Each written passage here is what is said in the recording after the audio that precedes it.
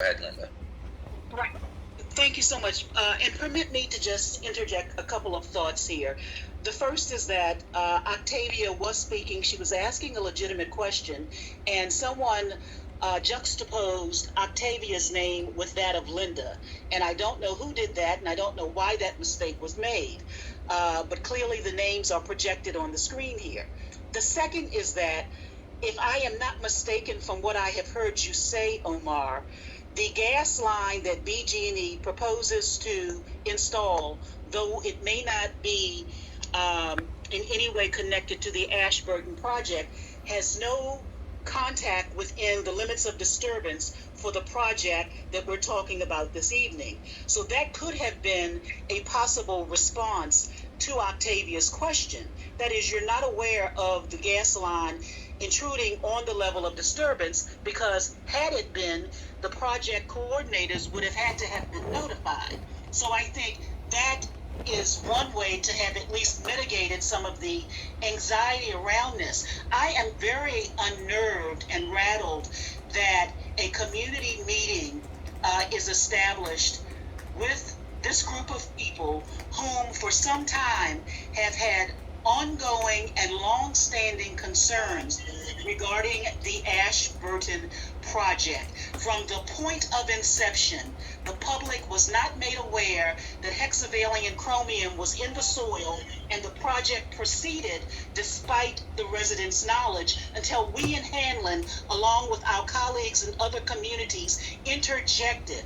It was at that point that we became rigorously and actively involved in oversight with respect to this project, and our interest remains. As Octavia has stated, there were promises made and petitions sent out regarding, and when I say petitions sent out, I mean meetings, charades that were held, eliciting our input with respect to the final park design. The fact that we have a 2023 due date on the final park design means that we are just a hopscotch away from this project being completed in its final state without the respect and deference given to these African American and urban communities regarding their wishes and intent. And everyone needs to understand, including Senator Hayes, who left the call, and I'm really, really upset about that we have not been given a proper opportunity to weigh in on the design state of this park. We have raised concerns. We have put forth our desires. We've had several letters, several efforts going on over a 2-year period between Rudy Chow and his departure, the administration that succeeded Rudy Chow, and now Director Mitchell's current administration of this office, to suggest that a letter of urgency that was sent by the Hanlon Association on behalf of the representative communities is pending, and nobody really knows and can talk or project about this, is really upsetting and unnerving to a community-wide platform that has as its very root discussion, questions, and answers of interest to the community. Why isn't Director Mitchell here? He knows the urgency of our request. He knows what we believe to be the racism that has been innate and inherent and prevalent in this whole project management. Why aren't the proper people here at the table to respond to the intelligent questions being asked by a community that had hexavalent chromium in the soil and in the air, and no one on the city side was going to tell us until the residents found out about it and intervened? Omar, this is important, and to have you up front staged with other people in this chain of command who cannot answer the questions is just as unfair to you Absolutely. as it is disrespectful and unfair to the communities. Absolutely. I rest my point at this juncture. All right. So before we move on to the next question, I think there's a couple of things that need to be addressed. The first thing is that any concerns linked to chromium, we have a letter from the toxicologist at the Maryland Department of Environment, stating that all of the levels are well within, are well below the levels safe for as it pertains to human health. And then, Okay, excuse me, Omar, I have to interject. If you're going to state, pause and allow me to respond, because I am very conversant with the history of the hexavalent chromium in the soil, the city's attempt to deflect and divert and ignore the existence of this until we brought it to their attention, and then the subsequent attempts to abate it. Yes, we do recognize that the soils are at safe levels now, but that's not how this project started. And I will say something that is very important for everyone on this phone to hear. Past is prologue. How this project started out and how we were treated in the past is reflective in this very moment of how we are continuing to be treated. So just be mindful of that. all right, so all the samples taken were taken before any material was moved, not after the removal of material.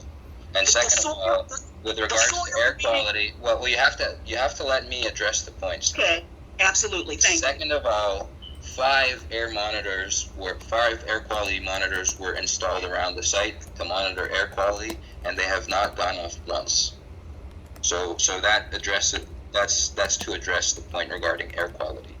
And as far as responding to Octavia's question, yes, we can provide the letter from MDE. As far as Octavia's question, I was attempting to answer, and the question was being posed in an aggressive manner. I was unable. It's difficult to get through this virtually. It would definitely be easier to get through this in person, but we have to try and work together and Omar, excuse me. I take issue with you categorizing. One, Octavia's not here. She left. So one, it is in bad form to categorize, miscategorize her passion about her livelihood and what impacts all of us, our health, our way of life, our quality of life, as being aggressive. And you need to correct that for the record. Do not mistake passion and holding your feet to the fire as aggressive. And I take issue with a man hurling passive aggressive stereotypes that give credence to sidestepping her because you want to make her an angry black woman. You need to take that back. And you owe us an apology for categorizing her holding your feet to the fire. That is unfair, and it allows a stereotype to be in the air about someone who lives in the community that's impacted by that. And I would be remiss if I did not point that racial stereotype out. All right.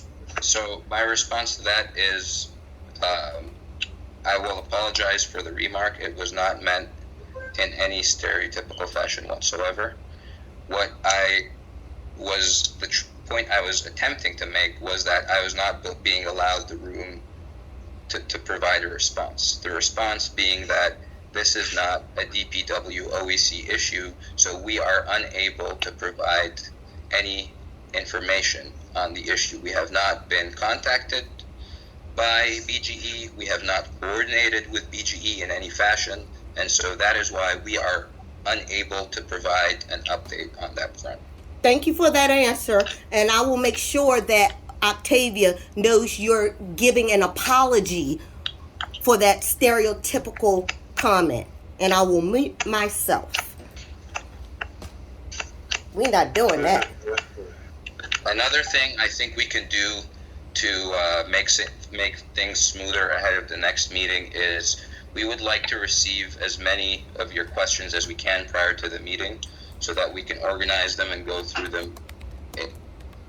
We can order them and go through them, and then we can allow for additional questions at the end.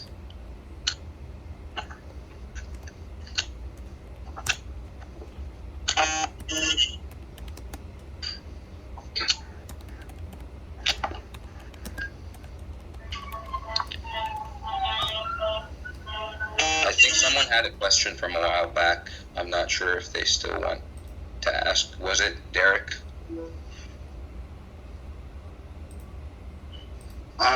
My comments were addressed. Thank you. Okay. I have a question. Can we get a copy of the toxicology report? We can provide the letter that was sent from MDE. Is that the toxicology report? I will check with the project team to see all of the information that we have on this, and that can be provided. Thank you. And Omar, permit me to interject, if you don't mind, please, that there were several readings of toxicology reports. There were several samples taken, and they were taken at different times during the onset of this project.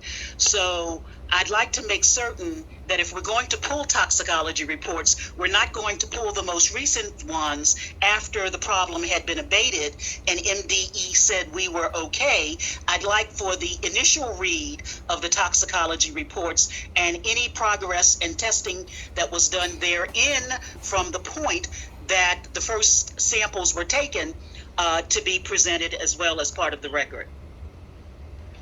That way everyone has an opportunity to understand the history and context of this project, how this community has been engaged in and treated, and how, as I will explain as we continue to go through this process, how this differs from the treatment that was accorded the Guilford community, a white community, on a similar project by the Department of Public Works and the City of Baltimore.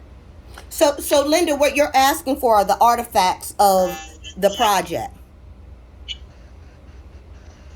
So I beg your pardon? Provide all of the information that we have regarding soil quality. So Linda, and for everyone to know this, from a project management perspective, when you house historical documents, they are called artifacts. So we need the proper language so there is no lost in translation or misunderstanding. So what we are asking, Omar, is a historical timeline by way of the artifacts of the project.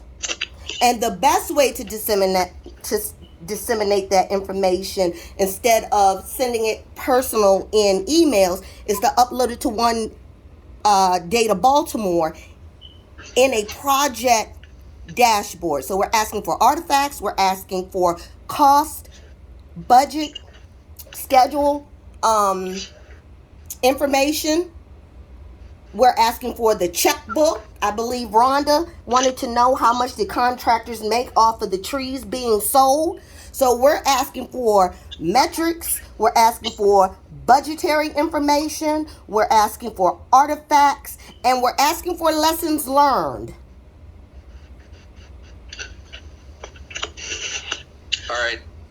I would just request that all of these requests for information, you make sure that Jermaine gets them by email so that we don't miss anything. Absolutely. I just wanted everyone to understand the verbiage that needs to issue those requests and get back the proper data so that there's no loss in translation. So thank you for that.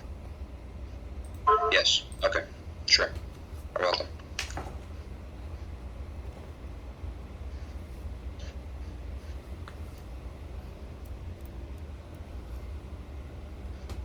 Any additional questions?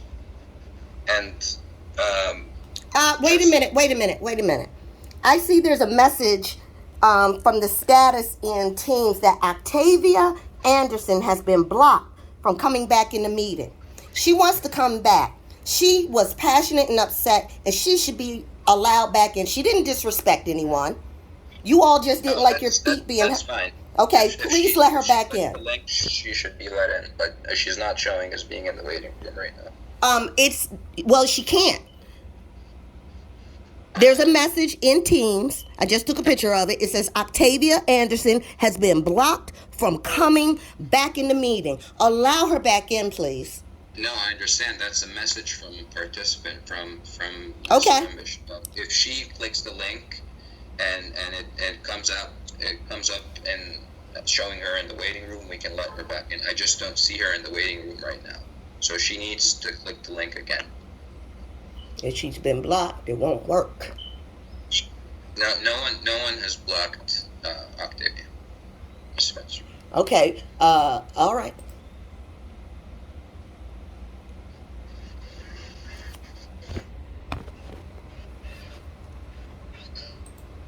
Rhonda, you had a question.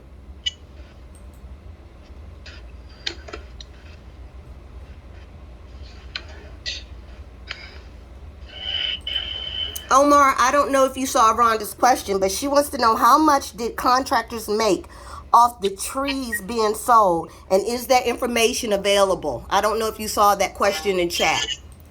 I'm not sure if we have that information ourselves. I would add that question to the list of questions being sent to Jermaine, and if that information is something that we have, then we will provide.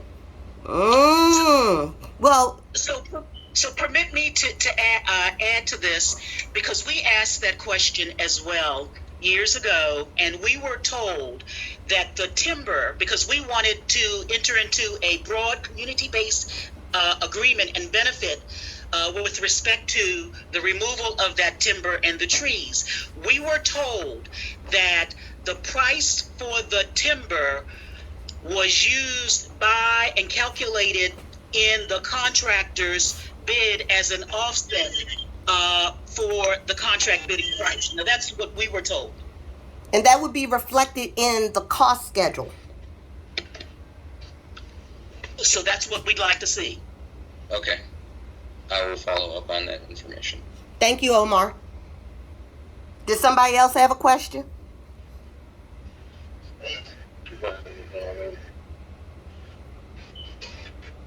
Looks like Mr. John Crew has a question.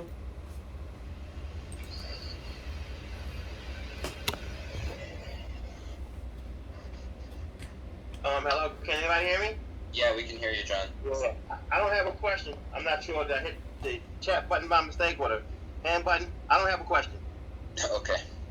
No problem.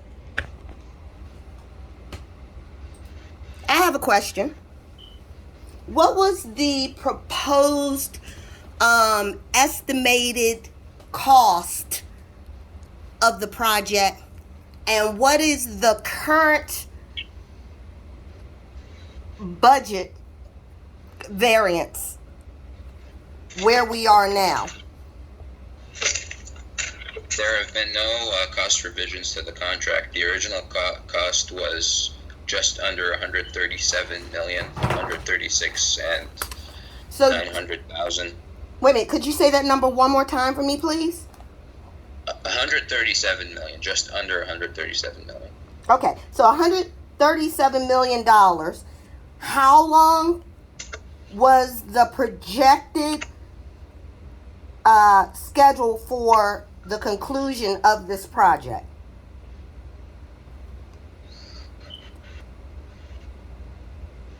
Originally, it was 1,656 days, I believe. I'm just going backwards from. Yeah, no problem. I have right now.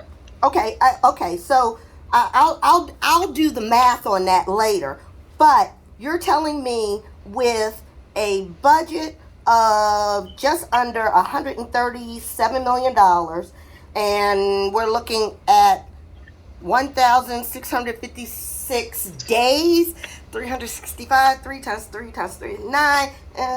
So we're looking at a 4.5 year project approximately, right? Omar, you with me? We are looking at like I was saying, it was just over 1,650 days. Right. So it's 365 days in a year, right?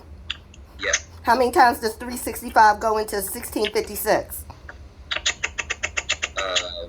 I think that would be less than 5 years. Right, 4.5 years, like I said. Yep. So you're telling me over a period of 4.5 years, where your conclusion to wrap up this contract is March 16, 2023, right? And you're telling me there is no cost variance, that you are spot on to the dollar. There have been no cost revisions. That wasn't my question. That wasn't my question. You're not blocked anymore.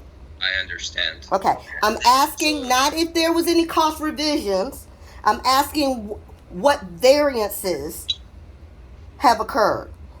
And for people that want to know, your variance is what you think it's going to cost based on the budget you have, and where you are, what the difference is over or under. Are you over budget and under schedule, and that's what it sounds like, I don't know, or are you over the schedule and under budget? So I'm not asking if there were any cost revisions. I'm asking for variance.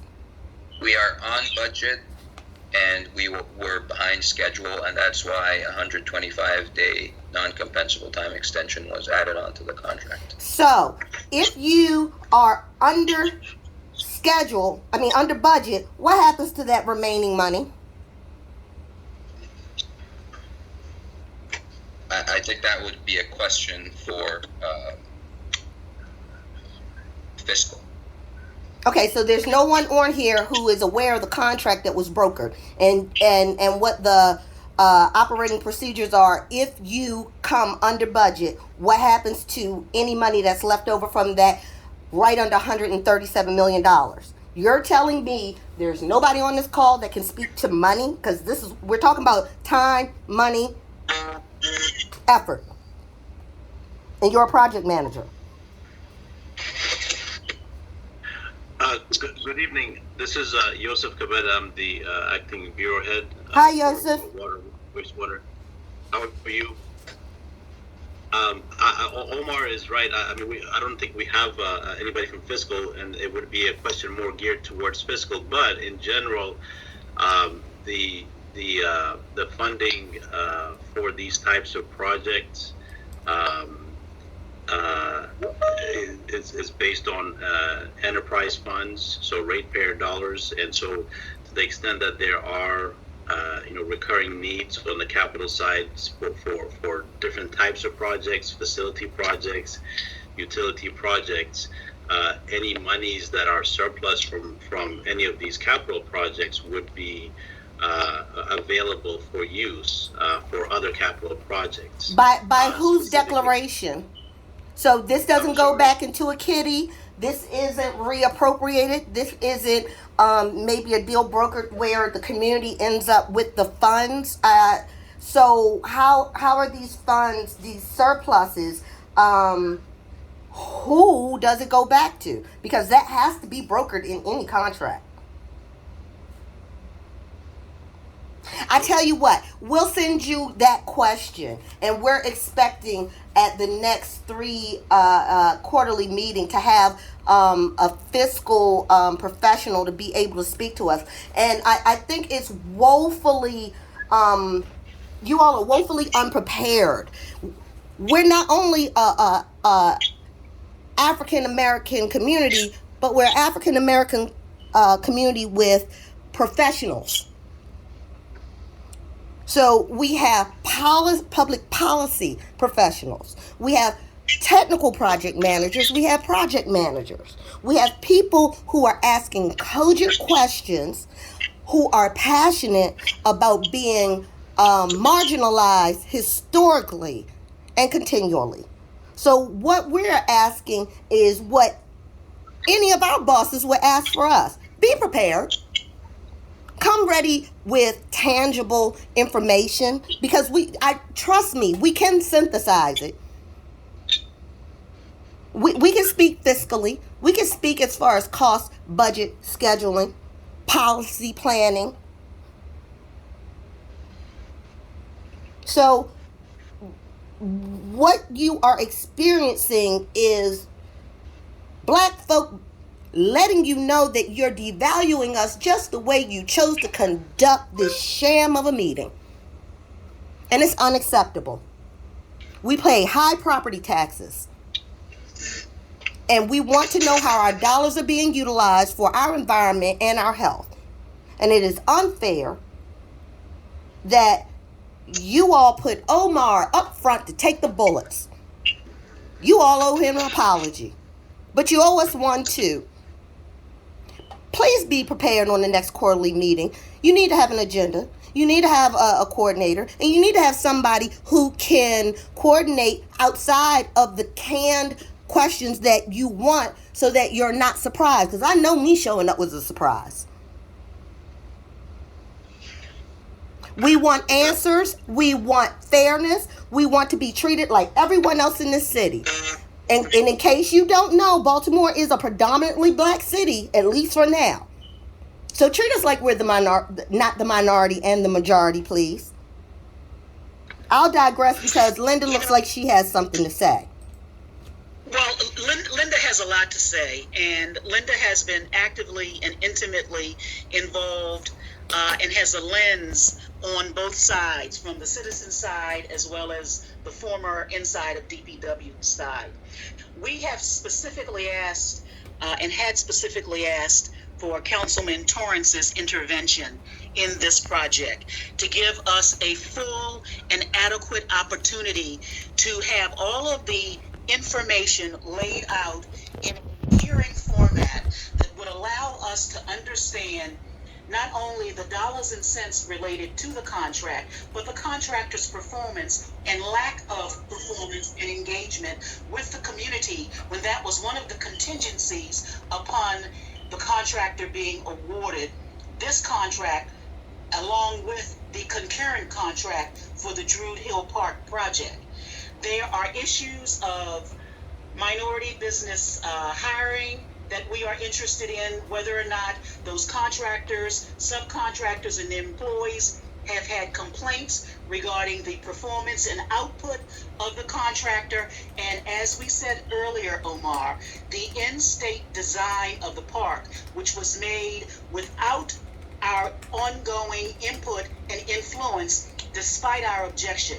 There is equipment that has been procured that is 7 to 8 or 9 years old that no longer is current and fresh in terms of design standards and models, that there is an expectation will be placed in our park against a scope of work and a standard that we did not ratify, sanction, and we've continued to ask for the opportunity to do so, which is one of the issues that you indicated, Omar, the director will be responding to in the letter to Hanlon.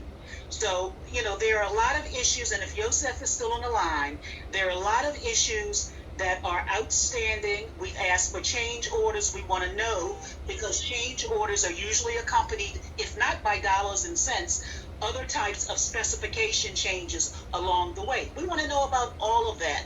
We have not been engaged in this process or platform for over a year and a half, and to assume that one can come back to us with a year and a half void of communication and engagement with the community and approach it in this fashion is absolutely appalling to me. It's appalling to me on several levels. Number one, because I know of the capacity for good work that DPW has the opportunity to deliver. So the question then becomes in my mind, if DPW has experts who can deliver, why such an approach with this community, and why now? So we are looking for information, and we're looking for information before the next meeting. We want to avail ourselves of an opportunity to discuss all of our concerns with the director of DPW, because our concerns are systemic.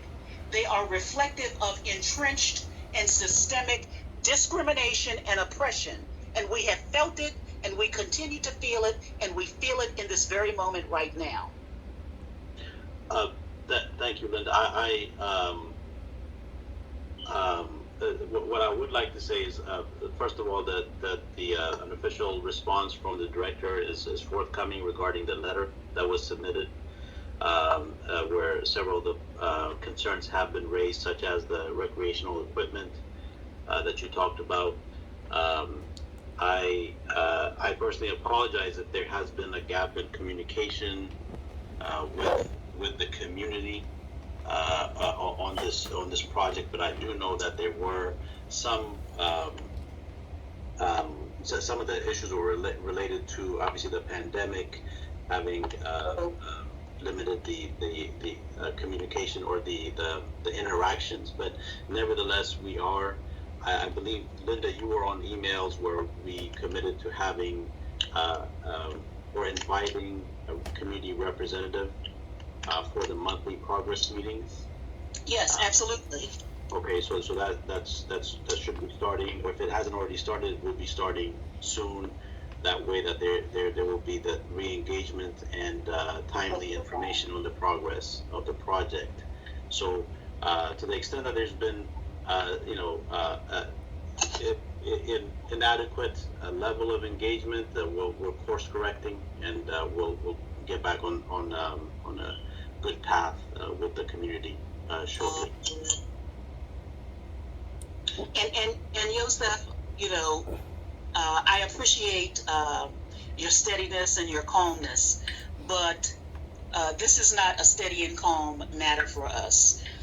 We did participate in the first construction meeting today after not having had the opportunity during the period of the pandemic.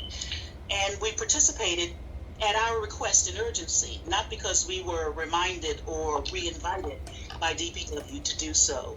There is a standard and a benchmark level of respect and engagement that we as residents, regardless of the level of professionalism and intelligence we do have in all of our anchoring communities, people deserve respect.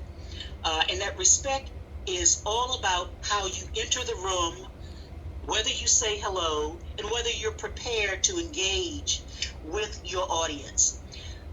What we have seen today is a classic textbook in case of not being prepared to meet the needs of the audience, or estimating that because we're so marginalized, one can get away with slipshod performance. None of that is acceptable on any level, and it's not acceptable, particularly, as I said before, Yosef, given what I know to be the level of expertise of some of the folks within DPW that I had the pleasure of being colleagues with during my time there. We would have expected better, and I am hopeful that this is a lesson well learned, and that we'll be able to mitigate the outstanding concerns that we have raised, because if they have not been mitigated, and if we do not have an opportunity to influence the end state of the design of the project of the park that anchors our communities, there's going to be problems. It's better to resolve it now and reopen the discussion than to assume that it's safe enough because you have a design on record to close it out there. We will not relent. Okay. We will not relent. If I could say this, first of all, I apologize for joining late, but I will say that Omar, as a project manager, and the project team, in terms of taking over the project and maintaining course, they've done a very good job. I'm very proud of what they're doing, but I will get with the team to get a better sense of how we prepared for this and what we can do to improve the preparation and the running of these quarterly meetings and the progress, the monthly progress meetings. I'd like to piggyback on what Linda so eloquently stated. I think, here's my question. We know that Omar is the project manager, but who is your community-facing professional on the project? I know with the projects that I run, you have your client-facing professionals, and then you have those in the back end. And, with the tire marks that are on Omar's neck, the way he's been thrown under the bus, I am going to venture to say that he's probably not the customer-facing project professional. So who is the person on the project team that engaged the community at throughout the project? Because the project manager manages the phases of the project, the development life cycle, right? Who's your customer? Who is your community facing professional on this effort? Your liaison officer is Mr. Terrence Brown, and Mr. Brown had to leave abruptly, so I am sitting in tonight. Usually as liaison officers, we answer any questions, try to assist in addressing any concerns that the community has. Okay, so Mr. outside Terrence Brown. so outside of the quarterly meetings, are you engaging with the community constituents? And is that That's what we do, yes. okay? And is that information documented in Primavera in the project?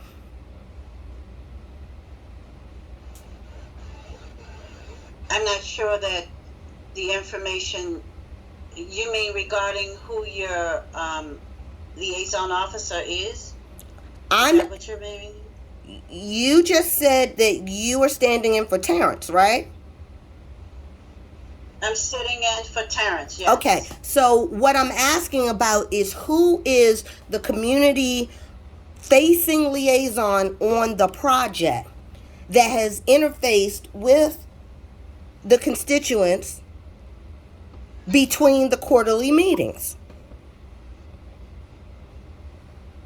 That would be Mr. Terrence Brown. Okay, is that information captured in the project in Primavera, showing instances of contact, showing engagement dates, schedule, who they talked to, what was discussed? That's usually captured in projects, especially agile ones, because you have stand-ups, you have sprints, you have retrospectives. Is that information captured? I couldn't tell you that because that would be for his project. I really don't know. Okay, Yosef, Omar, in your project, are you capturing the information of the liaisons when they engage the community constituents, us, between the quarterly meetings? So your question is this captured in the P6? Yeah. No, it is not, because the P6 is mainly concerned with the contractor's features of work.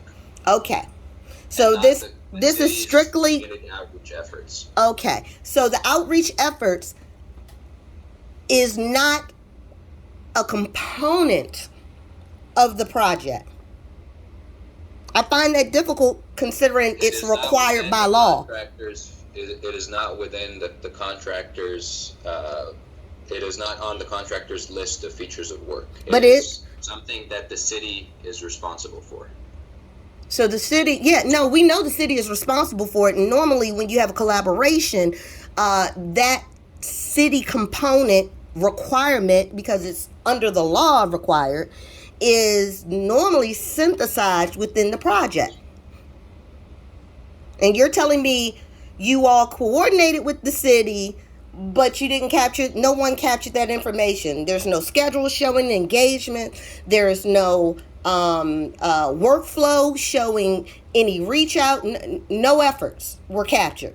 But you do have a liaison that you work with. So Kelly and Omar, permit me to interject if I may. Please. Can I speak? Please. Oh, thank you. The very question that you are getting to the heart of, Kelly, is a question that I asked the Director of Planning and the Director of Transportation and other officials when I was with the city and subsequent to my departure from the city. And I asked for a dashboard that reflects the engagement of each and every practitioner who has outward-facing community involvement responsibilities. And I asked for that information to be tracked by neighborhood, zip code, census tract, and other variables to allow us to measure the amount of time that city personnel are obviously according to different communities, because I know that that is compelling and potentially telling. No one in the city is keeping that kind of data, despite my having asked for it on several occasions as part of my equity responsibilities with the city and subsequent to my departure from the city as a taxpayer wanting to know how the city spends and invests time in the various communities by its allocation of resources. Okay. Well, It's something that needs to be done, and it is a shortfall. well, I will say this because I have to go.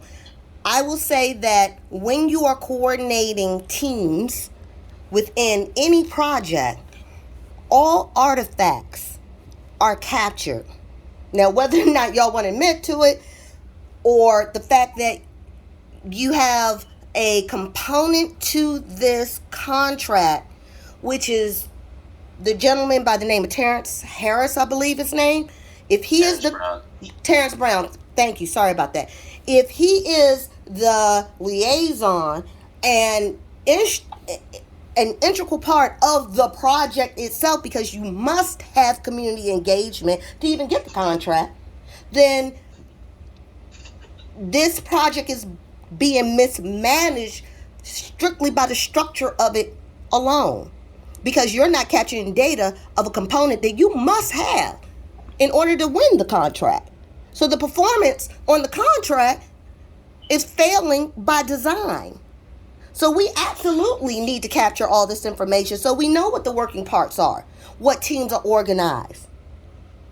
So I have to go, and I know I shocked some folks, but if anybody wants to get in touch with me and understand how projects work and the lingo and language that you need to translate to get the information we want, please reach out to me. I have to go. I wish you all well, and I hope the next meeting you all are prepared to treat us with the utmost respect and what you have learned in this meeting. You all have a good night. You too.